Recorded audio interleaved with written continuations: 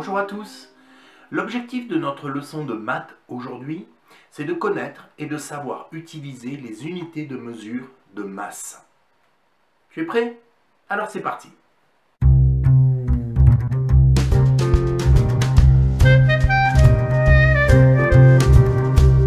Lorsqu'on veut exprimer ce que pèse un objet, on utilise souvent le mot poids. Quel est le poids de cet objet? Quel est ton poids? Mais c'est une erreur. Il faut utiliser le mot masse.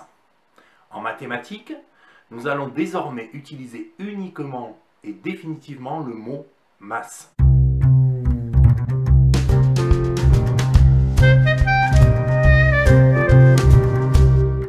Pour mesurer la masse d'un objet ou d'une personne, on utilise des unités de mesure.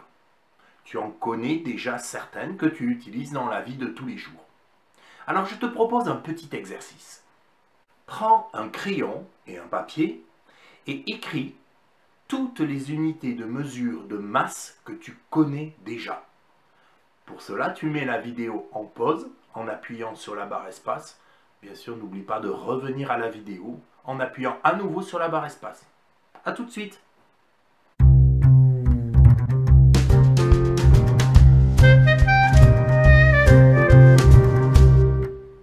Ça y est, c'est terminé? Je pense que tu as dû déjà trouver certaines unités de mesure les plus courantes.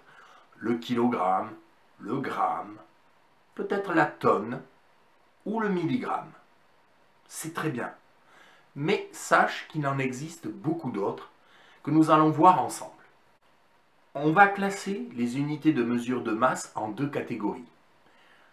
Les unités supérieures au gramme, c'est ce qu'on appelle les multiples du gramme, et les unités inférieures au gramme, c'est ce qu'on appelle les sous-multiples du gramme.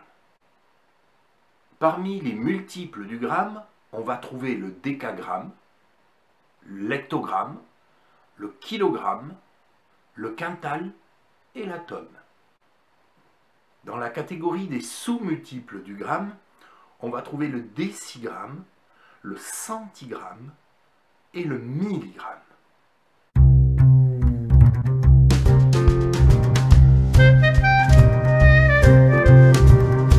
Pour mesurer la masse d'un objet, tu vas maintenant utiliser des instruments de mesure de masse tels qu'un pèse-personne, une balance ou une balance à plateau, qu'on appelle aussi balance Roberval.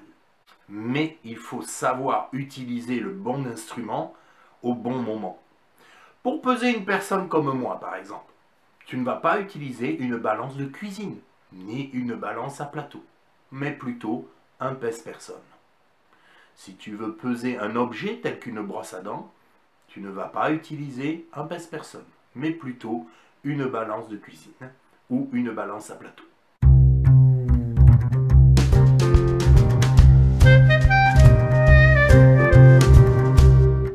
Enfin, il arrive que la masse des objets soit exprimée dans des unités de masse différentes.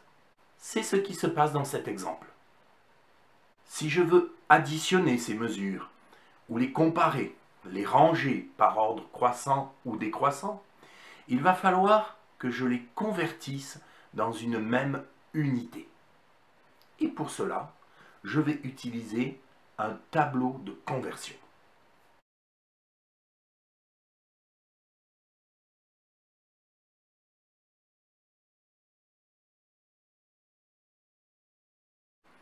Dans ce tableau, on va retrouver les sous-multiples et les multiples du gramme dont nous parlions tout à l'heure.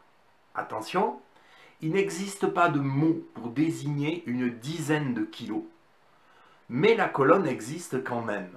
Il ne faut pas l'oublier.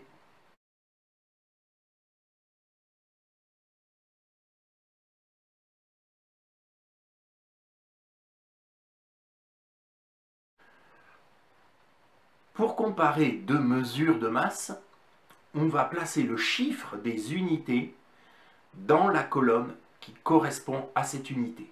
Par exemple, 12 kg, je prends le chiffre des unités qui est 2 et je le place dans la colonne kilo. Il me reste à placer le chiffre des dizaines, 1, dans la colonne immédiatement à gauche. J'ai placé 12 kg.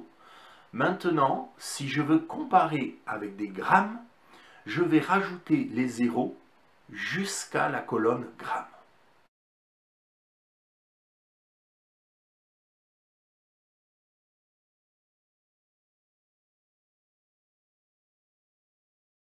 Maintenant, je peux comparer les deux mesures. Et je m'aperçois que 12 500 grammes, c'est plus grand que 12 kilos.